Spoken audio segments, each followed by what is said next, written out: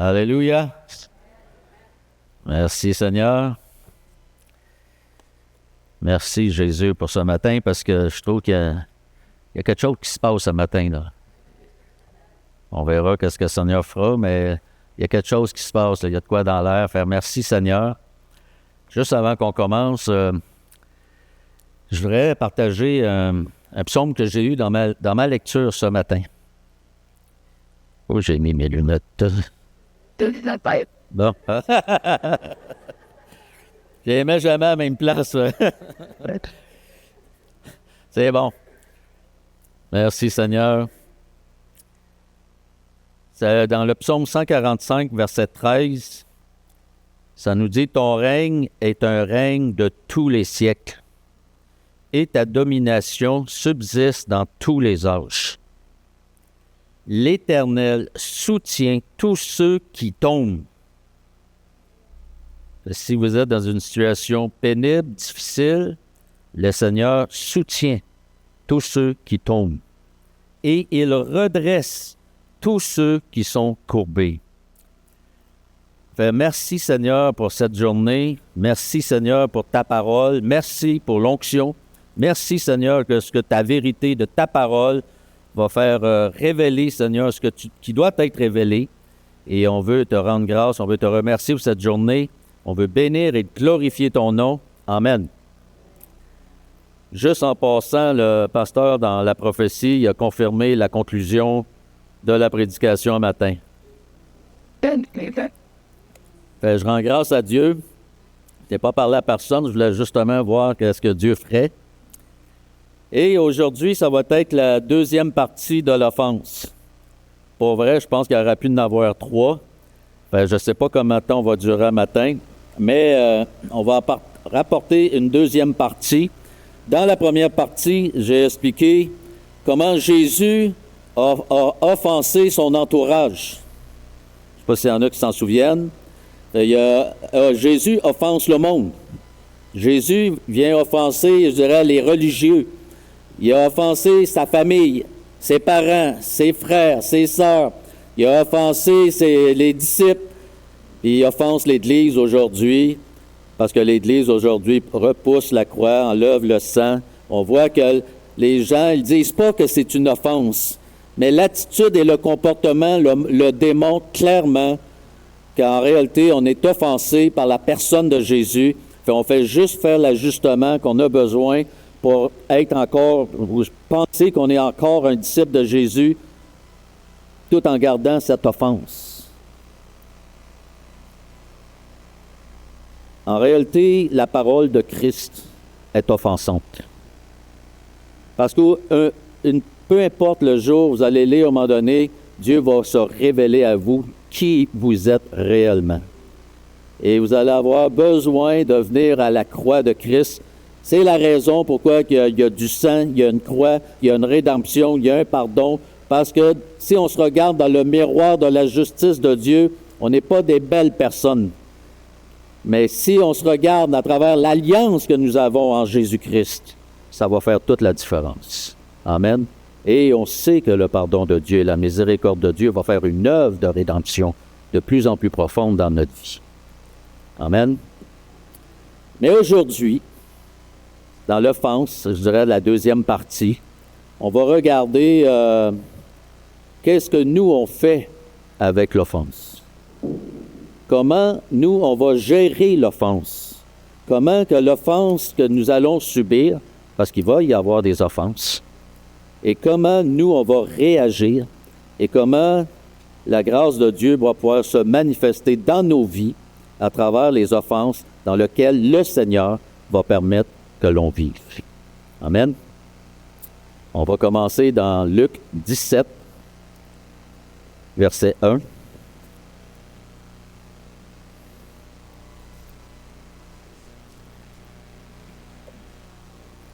Luc 17.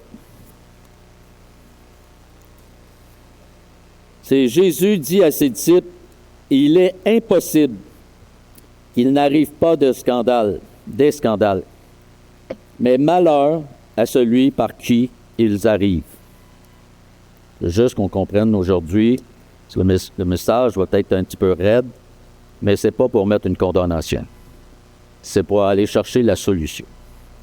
Dieu, il est rigoureux, mais il est plein de grâce et de miséricorde. C'est à nous d'aller la chercher, à la saisir et laisser Dieu faire son œuvre dans notre vie. Amen. Et quand ici, il dit, Jésus a dit à ses disciples, il est impossible. C'est impossible qu'il n'arrive à rien, puis dans votre vie, il va arriver plein de choses aussi. C'est impossible qu'il n'arrive pas des choses dans votre vie où vous allez être scandalisé, ou que votre vie va être en dessous, peu importe, là, vous allez vivre des émotions et des sentiments où vous allez avoir de la misère à gérer ces choses-là. Il va toujours avoir un coupable, il va toujours avoir une victime, il va tout le temps avoir un pardon au bout de la ligne. Mais oui, il va avoir des scandales. Et en grec, c'est scandalon, qui veut dire, il va avoir devant vous, qui va être exposé, voulu de Dieu, par la grâce de Dieu, parce qu'il est impossible que ça n'arrive pas. Il va avoir des pierres d'achoppement, des gens qui vont dire des choses, faire des choses, réagir, qui vont vous offenser. Ça va arriver. Il va y avoir des occasions de chute. L'ennemi va préparer un terrain pour que vous puissiez dire, c'est peut-être pas si pire, le Seigneur peut tolérer ça, ou faire des compromis avec la vérité. Il va y avoir des occasions de chute. Il va y avoir des trappes, des fosses. Ça dit que le méchant creuse une fosse, mais c'est lui-même qui tombe dedans. Mais l'enfant de Dieu peut être exposé à ces fosses-là, mais la grâce de Dieu va toujours nous en sortir. Amen. Il va y avoir des appâts, des pièges, une souricière, où tout le monde s'en va dans une direction, et tout le monde a tendance à prendre cette direction-là, parce qu'il y a beaucoup de monde qui vont par là. Mais ça ne veut pas dire que c'est le bon chemin. Il faut être je dirais, adapté à la parole de Dieu. Et c'est la parole de Dieu qui doit nous conduire, pas suivre des gens dans une souricière. Et c'est facile d'aller par là parce qu'on se sent justifié à cause de la majorité. Mais Dieu a une œuvre à faire avec chacun de nous et c'est à nous à comprendre le plan de Dieu là-dedans. Un obstacle, dit qu'un obstacle qui est placé sur le chemin faisant tomber quelqu'un, un chrétien, qui met une fosse devant pour un autre chrétien pour le voir s'il va tomber. On a entendu plein de ça. Vous voyez, j'en ai vu. Un rocher qui fait trébucher. Ça dit que Jésus était la pierre de l'angle. Et si soit qu'elle tue pas, soit elle t'écrase. Soit elle va te détruire, soit qu'elle va te maintenir. Jésus est la pierre de l'angle. Une personne qui enseigne en réalité des faussetés ou qui n'est pas conforme à la parole de Dieu, ça peut être une occasion de chute, et c'est l'occasion de chute pour beaucoup aujourd'hui, où il y a des faux enseignants qui sont infiltrés dans l'Église de Jésus-Christ et qui enseignent des faussetés. Il faut le dire. Il faut être honnête avec ces choses-là. Une personne qui apporte une autre personne à pécher, OK? Et là, on peut voir dans ces choses-là la calomnie, la médisance. Et on peut rajouter tout ce que vous pouvez avoir vu. Et je vais vous lire dans plusieurs traductions qu'est-ce que le Seigneur nous dit à travers les traductions. Je ne donnerai pas les traductions. Il est inévitable qu'il y ait des faits qui entraînent les hommes à pécher. C'est inévitable qu'il va arriver des choses où les gens vont aller vers certains péchés. C'est inévitable. Il est impossible qu'il n'y ait pas de cause de chute. Fait tout le monde ici, vous allez vivre une situation où il va y avoir des situations pour vous faire tomber.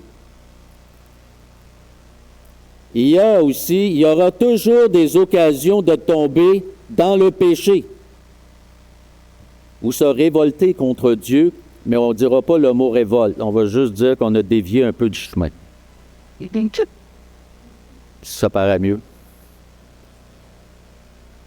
Et il va être inévitable qu'il y ait des pièges. Il va y avoir des pièges. Qu'on le veuille ou non, ça va faire partie de la vie. Voyez-vous, tout ça jusqu'à date, là, et peut-être vous vous dites, C'est comme fort un peu. Mais tout ça, c'est mis par Dieu pour votre formation. Pour, justement, si on revient à la prophétie, pour que Christ prenne toute la place en donne. Amen. Et il est impossible qu'il n'arrive pas des occasions de chute.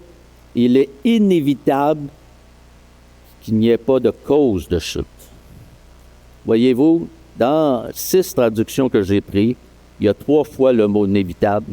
Il y a 2 fois impossible.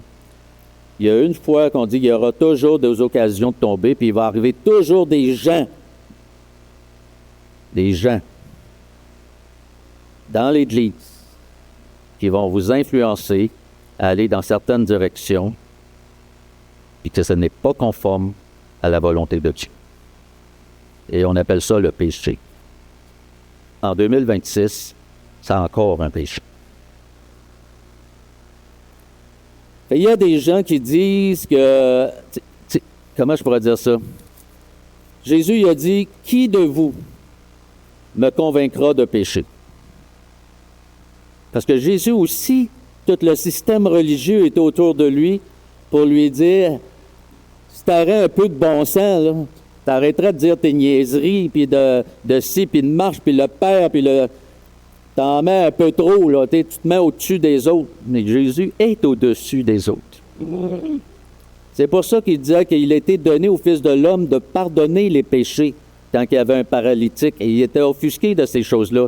Quand tu ne veux pas reconnaître l'autorité et qui est Jésus, c'est sûr que tu vas être offensé parce que Jésus va faire des choses pour que tu sois offensé. Il va te mettre dans des circonstances pour que tu sois offensé, pour que tu acceptes sa seigneurie et sa souveraineté en toutes choses. C'est mis en place par lui-même.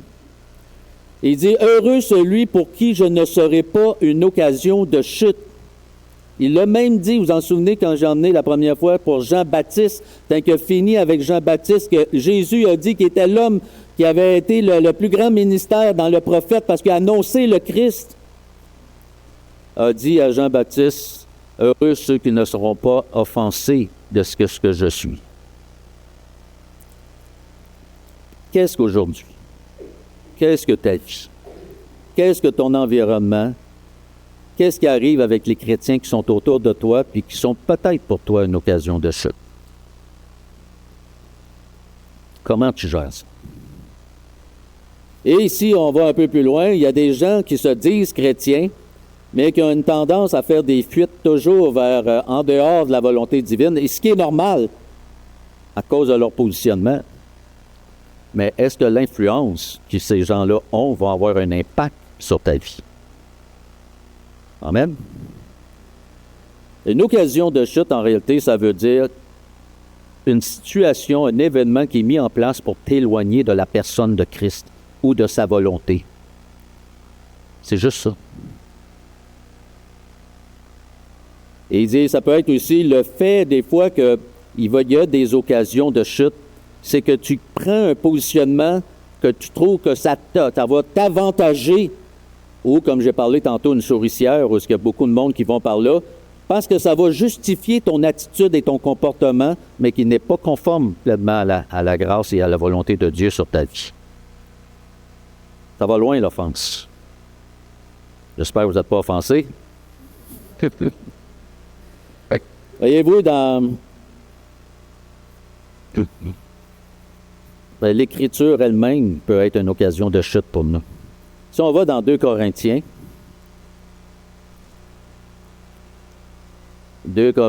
11, 26, Paul dit qu'il a été souvent en voyage, il a été en péril parmi les fleuves, les brigands, parmi ceux de sa nation, il était en péril parmi les païens, il était en péril dans les villes, il était en péril dans les déserts, dans les mers, il était en péril parmi les faux frères.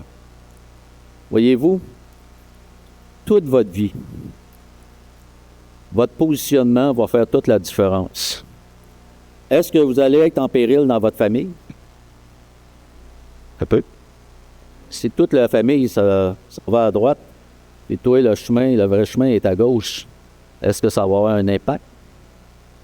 Parce que le Seigneur, il nous dit qu'on va avoir, comment il dit ça dans la parole? Il dit, qu'il va avoir le beau-père, puis la belle-mère, puis il va avoir la famille contre toi, là.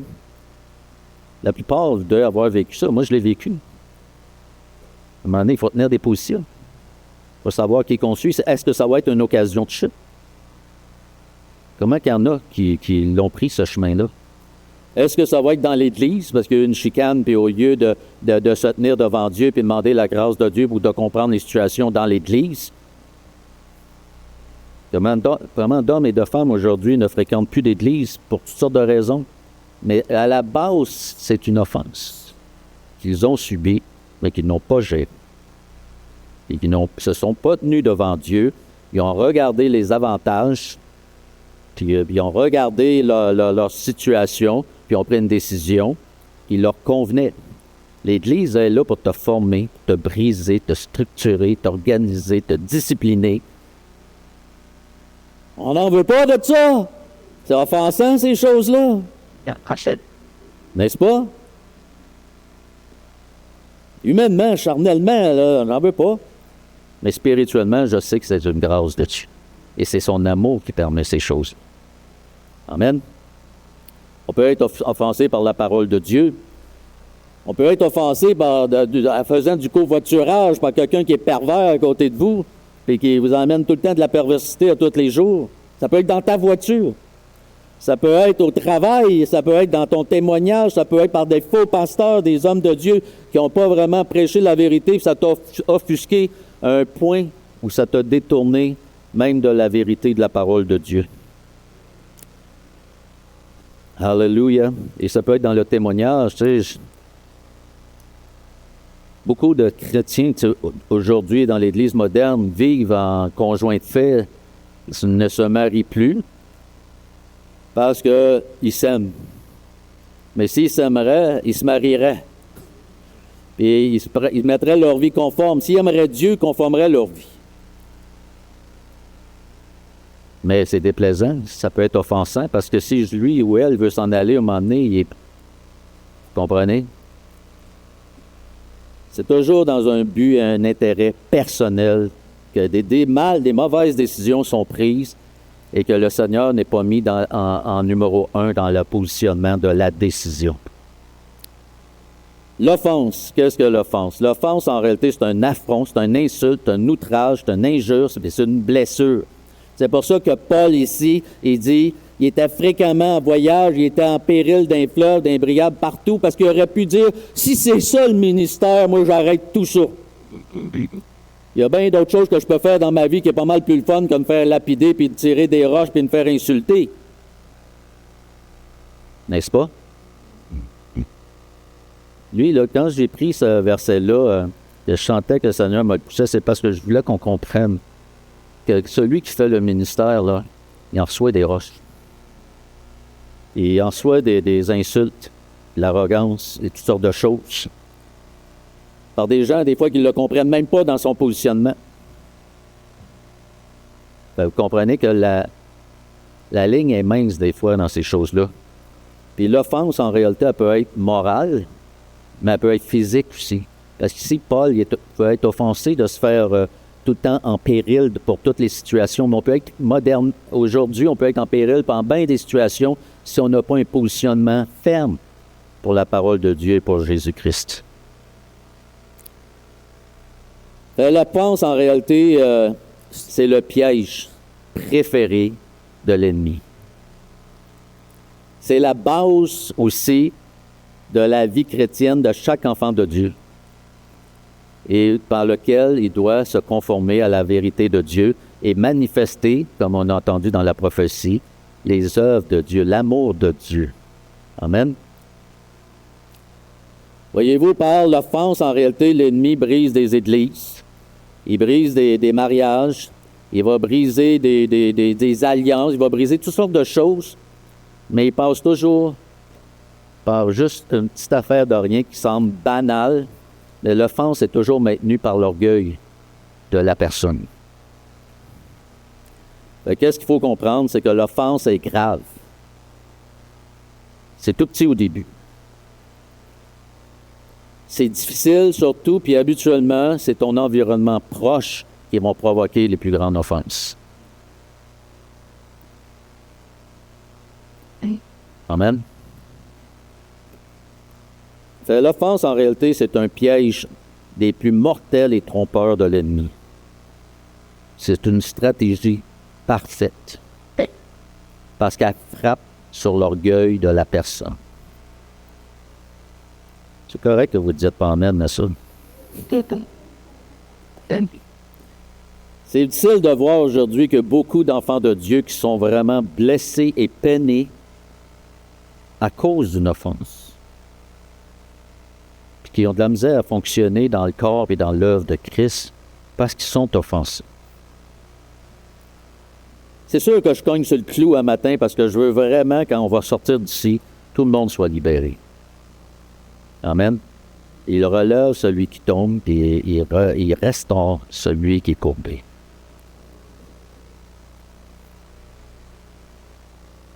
Ben, les enfants de Dieu ne se rendent pas compte souvent qu'ils sont tombés dans le piège de Satan, que l'offense est rentrée dans leur vie, mais continuent à fonctionner avec ça sans être pleinement libérés. Et ils traînent un boulet intérieurement, mais qui les empêche de bien fonctionner. Puis en réalité, ils perdent la présence de Dieu, ils perdent plein de choses. Tout ça parce qu'ils sont offensés. Et des fois, c'est une vieille offense qu'ils n'ont pas mis devant le Seigneur, mais qui reste dans leur vie et qui amène une désorientation, une confusion, comme on voyait dans un chant ce matin, qu'il y a une confusion, mais le Saint-Esprit aujourd'hui va enlever la confusion. Amen. Et qu'est-ce que ça fait, l'offense? C'est que ça va rendre les enfants de Dieu amers et surtout, souvent, désagréables, juste parce qu'ils supportent sur eux cette offense-là. On va aller dans le verset de 2 à 5 dans Luc 17. « Il vaudrait mieux pour lui qu'on lui mît au cou une pierre de moulin et qu'on le jetât dans la mer que s'il scandalisait un de ses petits. » Autrement dit, c'est volontaire que ce que je dis. « Prenez garde à vous-même. Si ton frère a péché, reprends-le, et s'il se reprend, pardonne-lui. » Le juste faire ressortir ici, oui, il y a des scandales, mais il y a le pardon qui suit. C'est dans le même contexte. Ça suit. Comprenez? S'il a péché contre toi 7 fois dans un jour, et que 7 fois il revienne à toi disant « Je me reprends », tu lui pardonneras. Et là, le Seigneur, les apôtres dirent au Seigneur, « Augmente-nous la foi. » Augmente-nous la foi. Voyez-vous, pour pardonner, ça prend la foi dans la parole de Dieu. Parce que des fois, on dirait, j'ai entendu ça souvent, des chrétiens qui m'ont dit ça, c'est pas pardonnable. Oui, ça l'est. Parce que tout n'était pas pardonnable. Puis ça l'a arrivé. Amen. Ici, on va dans Matthieu 6, verset 12. Pardonne-nous, nous, au pluriel, comme je disais la dernière fois, nos offenses, comme nous pardonnons, nous aussi, à ceux qui nous ont, toujours au pluriel, offensés. L'offense vient. Et là, j'ai pris dans une autre traduction, vous allez voir, ça dit « Remets-nous nos dettes ». Tout le monde ici, dans une journée, je pense qu'on doit offenser Dieu, au moins en penser. S'il y en a qui sont parfaits, tant mieux, là, mais s'il y en a qui, dans leur pensée, ils sont laissés entraîner, c'est une dette envers Dieu. Vous avez offensé Dieu. Dans vos pensées. Alors, vous dites au Seigneur, je te demande pardon pour toutes mes pensées qui n'étaient pas alignées sur la grâce de Dieu et sur ta volonté. Et là, j'ai dit, mais aussi, moi aussi, je vais enlever la dette de tous ceux qui m'ont offensé aujourd'hui. La débiteur. Vous allez enlever la dette. Amen. Vous allez le faire. Le débiteur, ça veut dire que quelqu'un qui vous doit de l'argent. Ça veut dire qu'en réalité, vous relâchez une dette par une bonne volonté. Vous relâchez un pardon et vous manifestez une miséricorde. Et Jésus a inclus dans l'offense, dans les offenses, il l'a mis dans la prière du quotidien. C'est pas un accident, c'est voulu. Et il l'a mis dans la prière quotidienne, puis il dit Ça veut dire que l'offense va faire partie de notre vie au quotidien.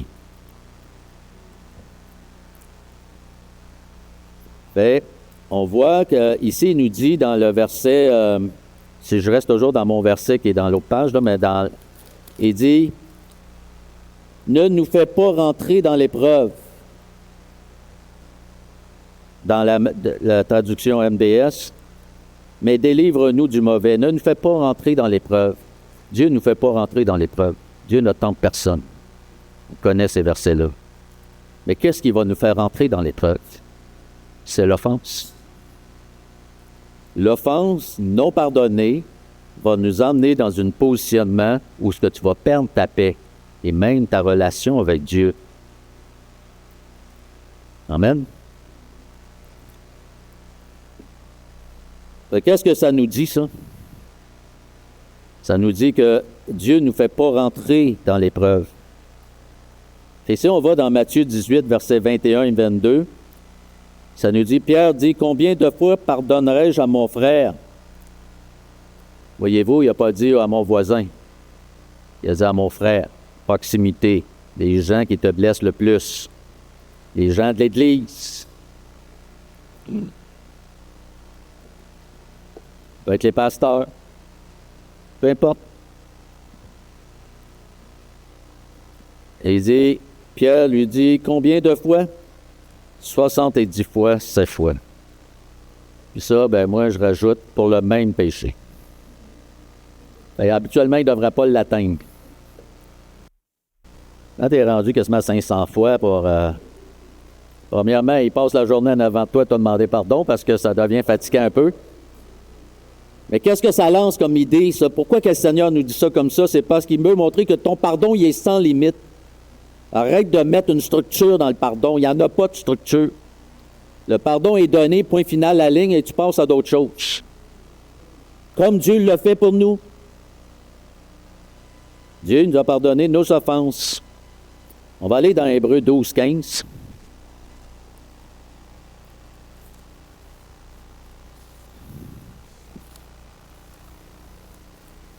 Hébreux 12, 15.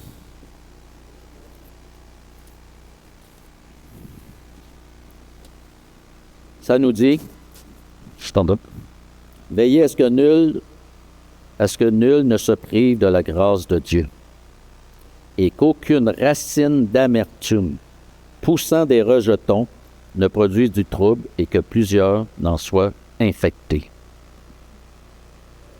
Tout ça, cette amertume-là, la crise qui se vit par la suite parce que ça a un impact sur les autres, ça pousse des rejetons. Les racines, c'est parce que ça a pris de l'ampleur intérieurement. Là, on parle d'un deuxième, tu sais, après l'amertume, c'est la colère, la haine, puis ça finit plus, là. Mais ça a commencé avec une offense à la base. Une petite offense, une petite pointe, puis là, regarde qu'est-ce qu'il pense, qu'est-ce qu'il a dit de moi, puis regarde qu'est-ce qu'il, puis là, c'est parti. Et là, des fois, il y en a qui réussissent à faire les 4 que je viens de dire à peu près en 5 minutes. Il y en a qui vont prendre 2-3 semaines faire.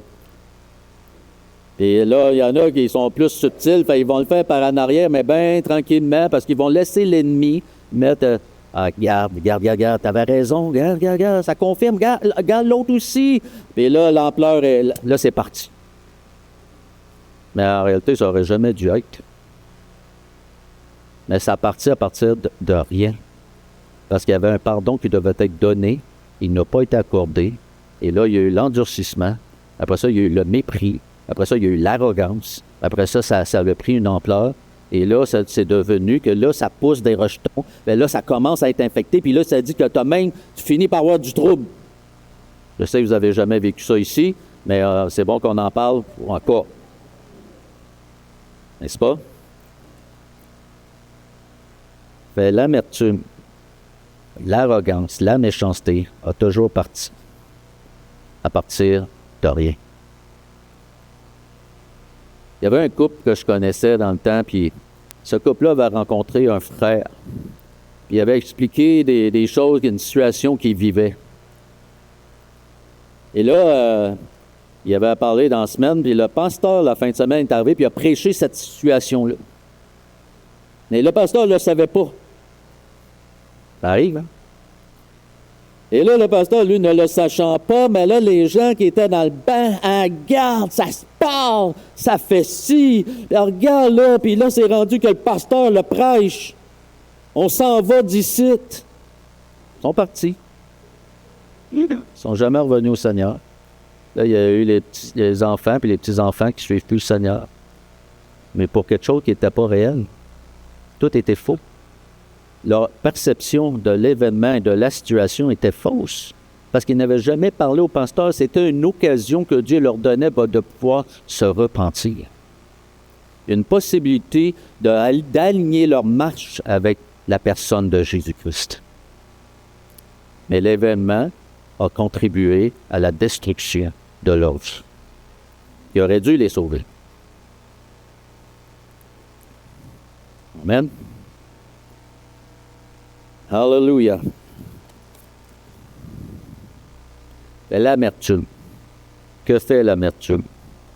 Elle va nous transporter dans la révolte, dans le péché, dans la chute. C'est ça qui arrive. Dans la désobéissance envers Dieu. Elle va nous entraîner à avoir un cœur mauvais. On va devenir incrédule à la vérité de Dieu. Ça, c'est l'amertume qui prend place dans un cœur. Elle veut régler ses comptes, mais pas en se soumettant à Christ, en faisant le mal et l'objectif de destruction qui est dans son cœur, parce qu'on reconnaît un cœur, on reconnaît un arbre à ses fruits. Si l'arbre est bon, les fruits sont bons. Mais si l'arbre est mauvais, les fruits sont mauvais. Ici, Jésus, il parle du cœur de l'homme, de celui qui doit gérer sa vie, mais que l'offense a pris le contrôle, fait il est parti sur une destruction au lieu de sur une restauration avec Dieu. Il veut régler ses comptes par le mal, il veut détruire ceux et celles qui sont responsables de sa situation parce qu'il met les gens responsables plutôt que de voir c'est une œuvre de Dieu pour sonder son caractère, sa personnalité, pour l'affermir dans la volonté divine et pour lui apprendre le pardon premièrement en premier lieu. Il rejette systématiquement l'amour de Christ et son pardon parce qu'il s'endurcit par rapport à la volonté divine. Il cherche en réalité sa propre vengeance. Et en réalité, il est sorti de la grâce de Dieu. Il a abandonné la grâce de Dieu parce qu'il n'a pas manifesté les fruits de la repentance et de l'œuvre de Christ dans sa vie. Qu'est-ce que le pasteur prophétisé tantôt? Qui manifeste ce que tu es devenu en Jésus-Christ. Bien, le problème, c'est quand l'amertume a atteint un certain niveau, la personne apprend les gens autour d'elle et elle les amène dans sa folie. Le diable, il a fait ça dans le ciel, il a gagné 30%. Il faut faire attention avec ça. On va aller dans 2 Timothée. En réalité, continuez à faire un petit peu de chemin sur ce que je suis en train de dire. L'amertume devient de la haine en réalité. Mais cette méchanceté, en réalité, va produire des occasions de révolte, de chute, puis ça va amener vraiment un entraînement, ça va faire un effet d'entraînement sur les personnes qui sont mal affermies dans la parole de Dieu. Fait, en réalité, seule la repentance et le pardon pourraient détruire la racine. C'est vraiment une vraie repentance avec un cœur honnête et sincère qui amènerait la restauration. Et pour rétablir la restauration. Dans 2 Timothée 2, versets 24 à 26, « Il ne faut pas qu'un serviteur du Seigneur ait des querelles. » Comme enfant de Dieu, on ne devrait jamais embarquer dans des situations où il y a un effet d'entraînement ou de folie. Quand il y a des querelles, habituellement, les gens ne se gèrent plus émotionnellement. On aura besoin de revenir à la croix et demander au Seigneur de rétablir les émotions et les sentiments qui devraient y avoir, parce qu'on devrait avoir les sentiments qui étaient en Jésus-Christ. Et si tu as les sentiments que Jésus-Christ avait, habituellement, tu ne devrais pas avoir de querelle. Amen. Et il dit ici, verset... donc, il soit au contraire qu'il y ait de la condescendance, c'est-à-dire de la bienveillance, qui soit doux, aimable, pour tous, être propre à enseigner et doué de patience. Il doit redresser avec douceur les adversaires, les gens offensés, ceux qui ont trouvé des brèches, ceux que le mal les a atteints pour toutes sortes de raisons. On m'a dit ci, il y a eu ça, il s'est passé ci, peu importe. À un moment donné, ces gens-là sont offensés dans l'espérance que Dieu leur donnera on va continuer verset, c'est ça. Et il dit, les relever, les redresser avec douceur, ça veut dire les corriger, les reprendre, les réaligner, les discipliner, les mettre dans l'ordre que Dieu les veut pour qu'ils puissent reprendre leur positionnement dans le corps de Christ. C'est ça l'idée, l'idée principale. Amen. Il dit après ça, dans l'espérance que Dieu leur donnera la repentance. Je viens de le dire. On doit revenir par la repentance pour arriver à la connaissance de la vérité, revenir à la parole de Dieu. La connaissance de la vérité qui est en Jésus-Christ, des sentiments qui étaient en Jésus-Christ. Et il dit, afin, ici je vais juste souligner peut-être une petite affaire, ça dit que c'est Dieu qui donne la repentance. Ça ne donne rien de cogner dessus avec un petit bâton sur la tête. Ah ouais, accepte. S'il ne veut pas, ça lui revient. Mais les choses doivent être faites dans le bon ordre. Mais la décision, elle appartient à celui qui est sur la chair. Est-ce que le Saint-Esprit va réussir à ramener cette personne-là, ou elle va être sensible au Saint-Esprit, ou elle va avoir le cœur dur par rapport à l'œuvre de Dieu? Le danger, bien souvent, tant qu'il y a eu de l'amertume, le cœur est devenu dur. Et que revenus à leur bon sens,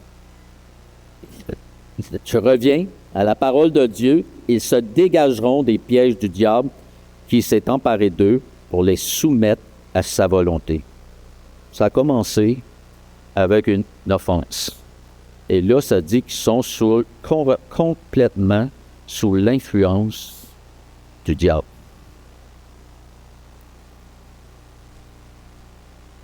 En réalité, qu'est-ce qu'il dit ici, c'est que s'il accepte la réprimande, il se laisse corriger, et ils vont se dégager de l'emprise du diable. S'il accepte. Si l'amertume est un piège du diable, c'est parce que le diable sait qu'il peut les soumettre à sa volonté. Voulez-vous que je le répète? Il est toute bouche bée, là. Si l'amertume est un piège du diable pour soumettre les gens à sa volonté, ça veut dire qu'il faut briser l'offense si on veut se dégager des pièges de l'ennemi, n'est-ce pas? Rester offensé sans accorder notre pardon peut nous amener à être soumis au diable. Mais vous, quand vous vivez ça, vous ne le savez pas parce que vous pensez que vous avez raison. Mais jusque-là, vous n'avez pas consulté Dieu, vous n'avez pas regardé dans sa parole, vous n'avez pas été chercher une révélation, parce que l'offense est tellement grande que la parole de Dieu ne peut plus avoir un impact sur votre vie. J'espère que je ne suis pas trop violent avec vous autres. L'éloignement et la révolte à la volonté divine est un instrument du diable. Il faut revenir à la repentance. Par la repentance. Et la soumission à Dieu et à sa parole. Amen. Dans 2 Pierre 3,16, ça nous dit dans les lettres, c'est Paul qui parle, c'est Pierre, qui parle de Paul. Il dit que Paul, il y a des points difficiles à comprendre, dont les personnes ignorantes et mal affermies tordent le sens. Qui tord le sens de la parole de Dieu? C'est pas ceux qui ont un cœur honnête et bon. C'est ceux qui ont un cœur tordu. Pourquoi il est tordu? Parce qu'ils ne veulent pas accepter la parole de Dieu, ça les offense.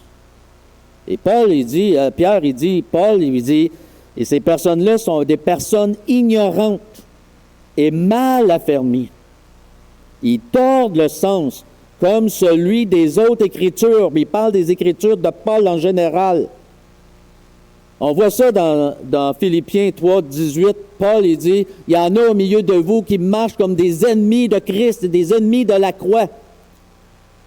Il finit, Pierre, en disant, c'est pour leur propre ruine. Ils sont offensés des paroles de Paul parce qu'il parle d'une mise à part, d'une séparation, d'une marche avec Dieu. Ils veulent faire ce qu'ils veulent. À leur manière, sans se conformer à la parole de Dieu. Tranquille, le matin, je trouve. C'est bon signe, hein? Voyez-vous, en réalité, tordre le sens, c'est parce qu'ils sont offensés par la vérité. L'Écriture va toujours offenser. En réalité, ils sont offensés parce qu'ils ajustent l'Écriture en fonction de ce qu'ils croient. Mais votre intelligence ne se conformera jamais à la volonté de Dieu. Ils rejettent en réalité, ils rejettent la parole pour faire ce qu'il leur plaît. Ils justifient des péchés et des attitudes non conformes aux Écritures pour leur propre ruine. Ça ne dit pas qu'ils vont être sauvés, ça dit pour leur propre ruine.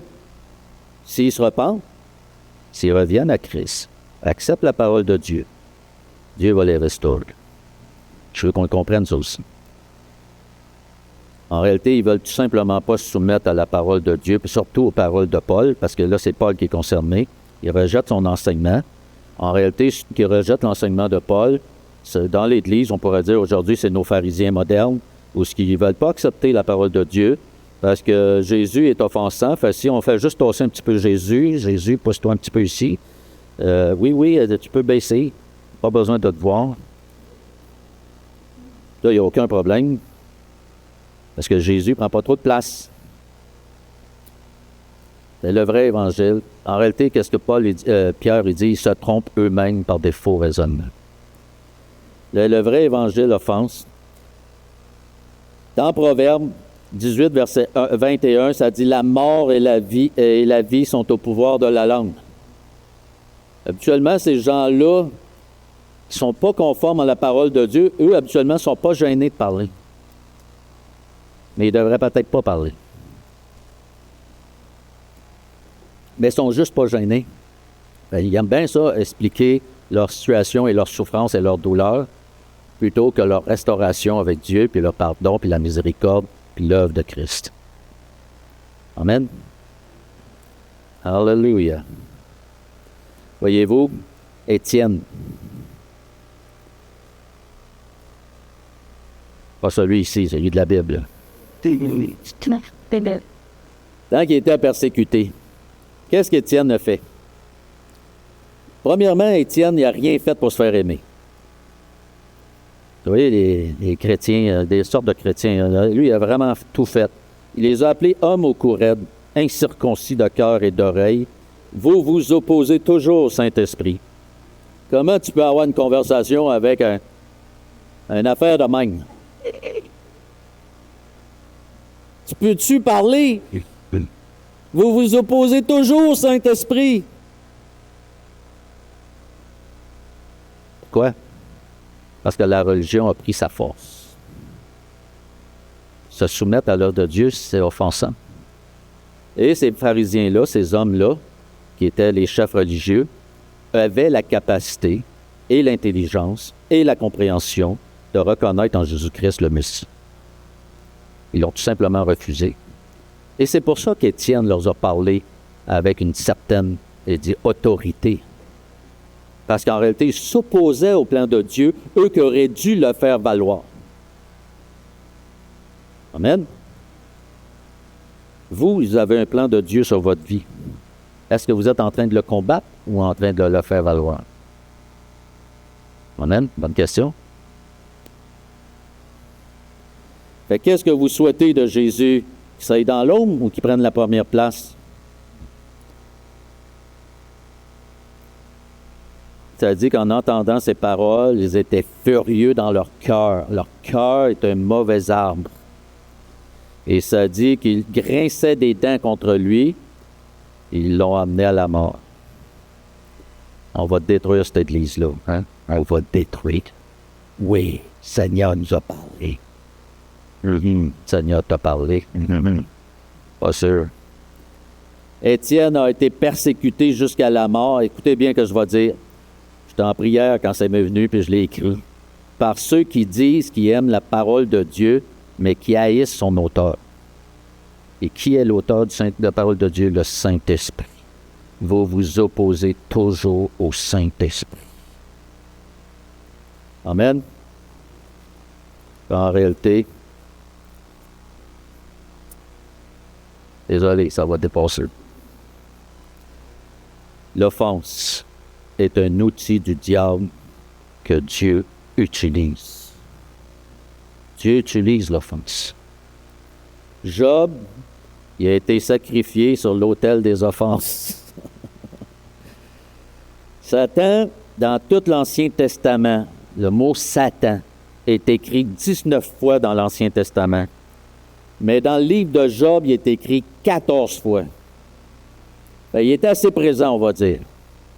Il a provoqué pas mal de circonstances.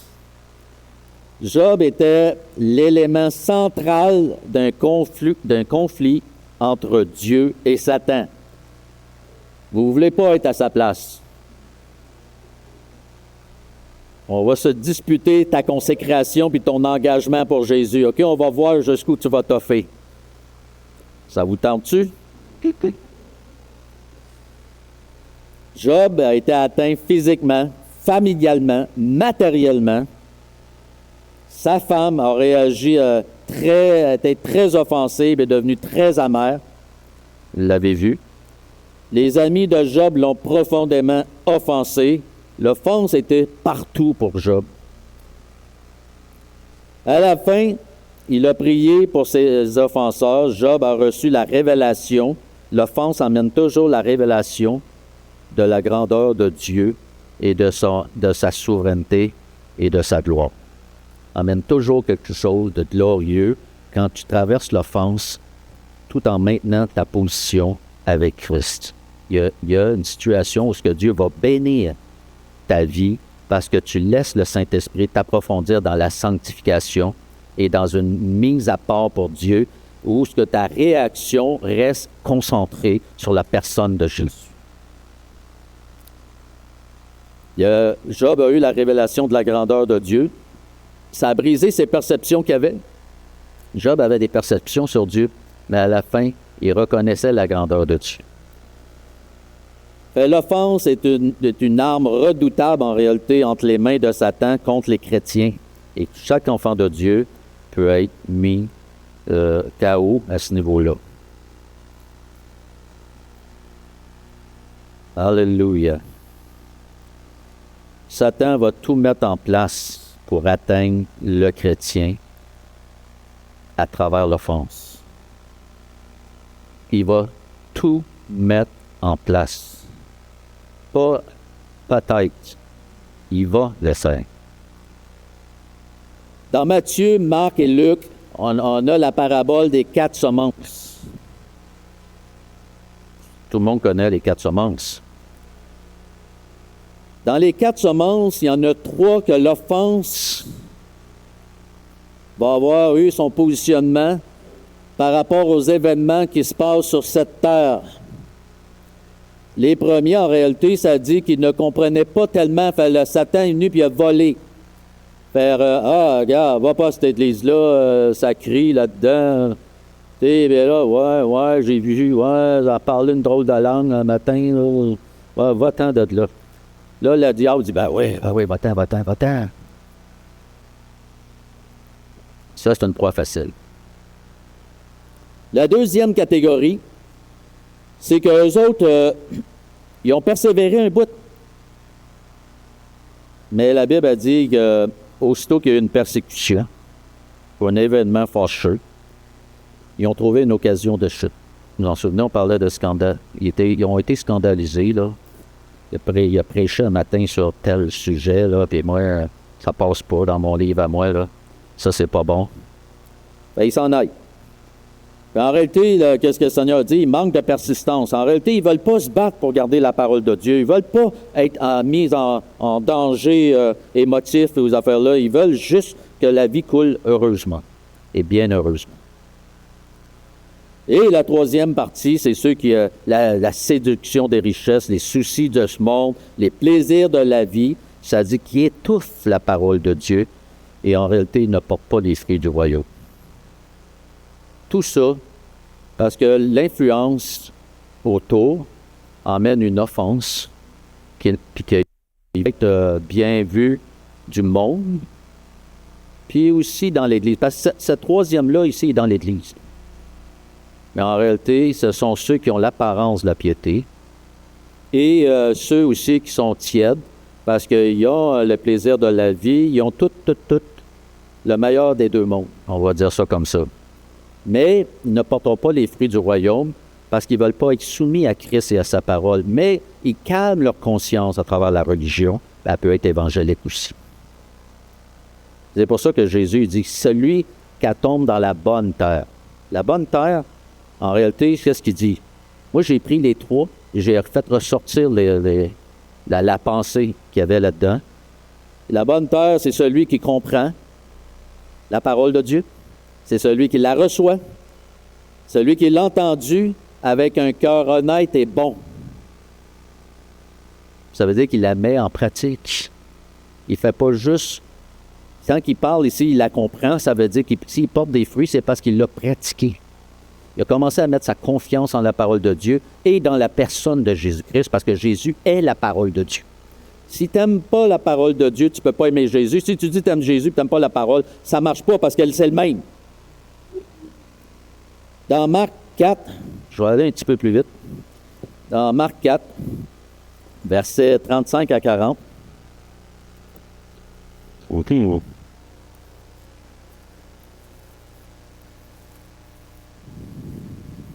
Marc 4, versets 35 à 40. Ça dit, ce même jour, le soir, Jésus leur dit, « Passons de l'autre bord. » Après avoir envoyé la foule, Jésus leur dit, « Passons de l'autre bord. » Après avoir envoyé la foule, ils l'amenèrent dans la barque où il se trouvait. Il y avait aussi d'autres barques avec lui. Il s'éleva un grand tourbillon et les flots se jetaient dans la barque au point qu'elle se remplissait déjà. Et lui, Jésus, il dormait sur la pompe, sur un petit coussin ou un grand coussin, peu importe. Ils le réveillèrent et lui dirent, « Maître, ne t'inquiètes-tu pas de ce qu'on périt? » S'étant réveillé, il menaça le vent, il dit à la mer, « Silence, tais-toi. » Et le vent cessa, il y eut un grand calme. Puis il leur dit, « Pourquoi avez-vous ainsi peur? Comment n'avez-vous point de foi? » Jésus leur avait dit, « Passons de l'autre bord. » L'ennemi nous met une offense. Il est offensé après Jésus. Et lui, il dormait. C'est ça que ça veut dire. Lui, là, j'ai besoin de lui, mais il fait dodo. On a-tu besoin de quelqu'un qui fait dodo? On a-tu besoin d'un Dieu qui fait dodo? Non. Il ne fait pas dodo. Il voulait juste savoir si la personne qui était dans le bateau prendrait les choses en main puis il crierait, je ne sais pas ce qu'il était pour faire, mais qu'il avait confiance. Il aurait dû avoir confiance au lieu d'être offensé, qui était pour la traverser, ce mer-là, parce qu'il avait déjà reçu le réma de Dieu, la parole de Dieu, elle leur avait été donnée. Ils n'ont pas eu la foi dans ce que Jésus avait dit. Quand vous êtes dans une tempête, avez-vous la foi? Avez-vous la foi? Tout se passe là, hein? Tu sais, ne t'inquiètes-tu pas, Seigneur, que ma famille n'est pas sauvée? Ah, il ne savait pas, c'est correct que vous lui rappeliez. Non, c'est correct que vous lui rappeliez, là. Mais pas avec l'inquiétude, avec la foi. Ne t'inquiètes-tu pas que mon mari n'est pas sauvé, ma femme n'est pas sauvée, mes enfants sont rebelles. Ne t'inquiètes-tu pas. Tu vois pas que ce mois-ci, j'arrive pas financièrement? Hein, tu le vois pas? Ne t'inquiètes-tu pas? Est-ce que Dieu devrait s'inquiéter? Non, il veut juste voir si tu vas y faire confiance. Voyez-vous, moi, à un moment donné, là, quand j'étais jeune chrétien, j'ai commencé ma vie chrétienne, j'avais pas de nourriture, parce que j'étais à un niveau, j'ai dit, j'aurais aimé ça manger une toast ce matin. Et quand j'ai ouvert la porte, il y avait un pain. On va vous en compter plein. Pourquoi? Parce que j'ai juste dit, j'aurais aimé ça. Et je repars pas. Facile. Ne t'inquiètes-tu pas de tout ce que je vis, de mes difficultés, de ma maladie. Tout le monde le sait, puis on prie, puis je ne suis pas guéri. Ça peut arriver. Une fois, Dieu ne guérit pas toujours, mais il veut guérir toujours. T'inquiète-toi pas de ce que tu vois pas. Qu'est-ce qui se passe au travers? Ils sont tous après moi. Au travail, moi, il était tout le temps tout après moi. Hein, ça. Je savais que j'étais chrétien, ça c'est sûr. Mais toute tempête dans nos vies est pour valider notre foi, notre confiance en nous. La peur, écoutez bien, la peur, ça, habituellement dans la politique, les chefs d'entreprise, ça, ils utilisent tout ça. La peur anéantit la foi. Elle t'emmène dans une soumission que tu ne veux pas. Mais la foi en Dieu anéantit la peur.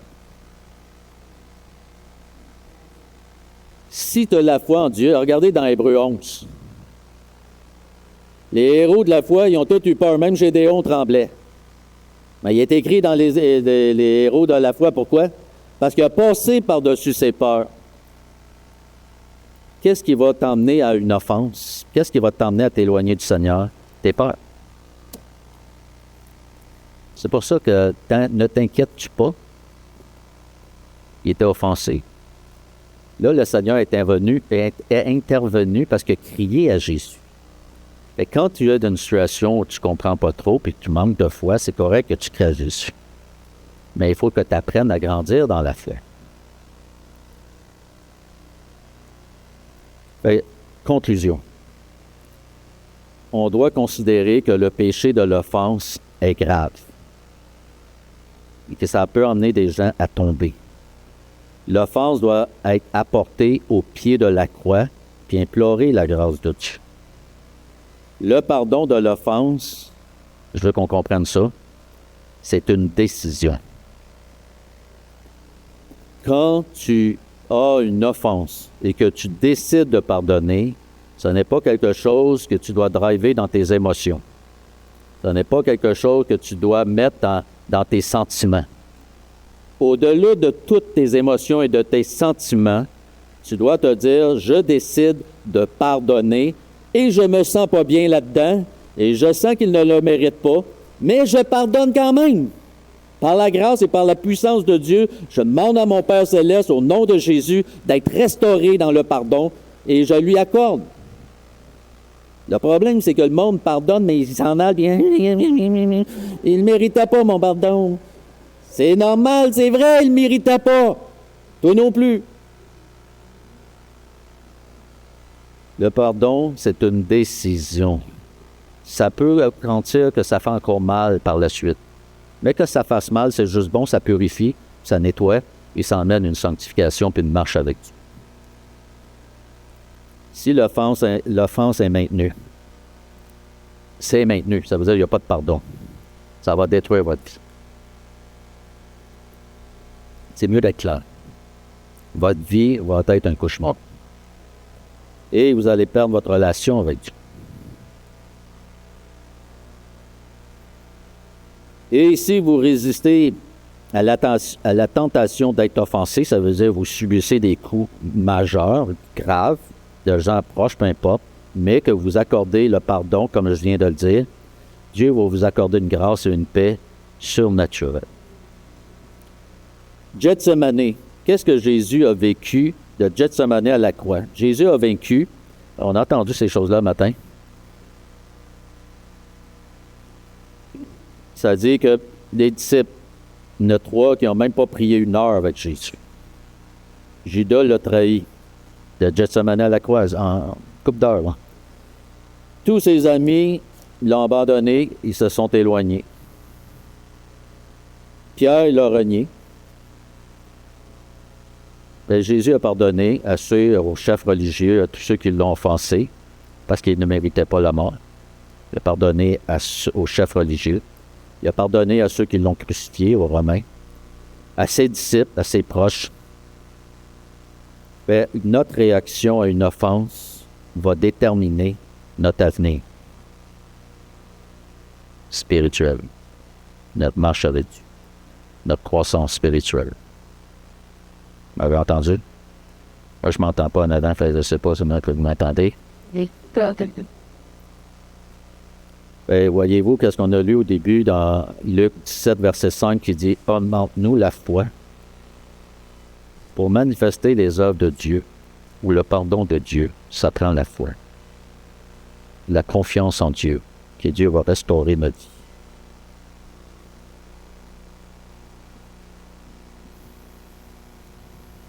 Et le but du pardon.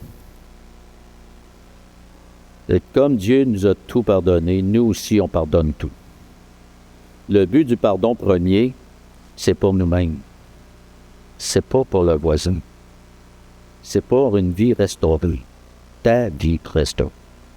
Celle que Dieu veut que tu aies dans l'abondance spirituelle. Mais pour ça, il faut briser les liens avec les ténèbres, et le seul moyen, c'est le pardon. Le pardon nous libère, nous, premièrement. Souvenez-vous, Job. Vous vous souvenez, on a parlé de Job tantôt.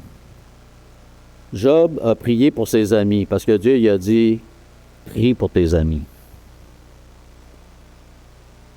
Et quand Job a prié pour ses amis, pas avant, mais après, la bénédiction de Dieu est arrivée sur sa vie. Pas avant. Quand il a pardonné, il a élevé ses ennemis dans la prière. Bien, ses ennemis, c'était des amis, mais avec beaucoup d'offenses à leurs actifs, et qu'il leur a pardonné, la grâce de Dieu a suivi. Et la bénédiction de Dieu a repris son cours dans sa vie. Job aurait pu dire, Job, en réalité, il a été faussement accusé par ses amis.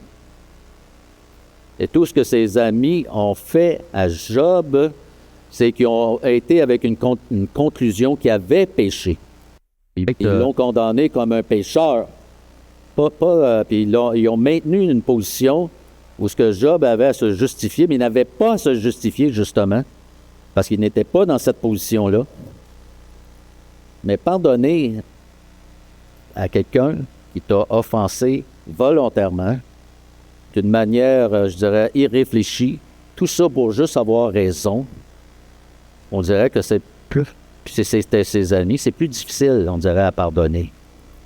Mais quand tu comprends l'amour de Christ, quand tu as saisi son amour, on en revient au côté prophétique d'un matin, quand tu as eu la grâce de Dieu sur ta vie, tu fais juste couler ce que Dieu te donne. Tu fais juste donner ce que tu as reçu. Père, je te prie dans le nom de Jésus. Je prie, Seigneur, pour ta grâce. Je prie pour la rédemption, pour la restauration.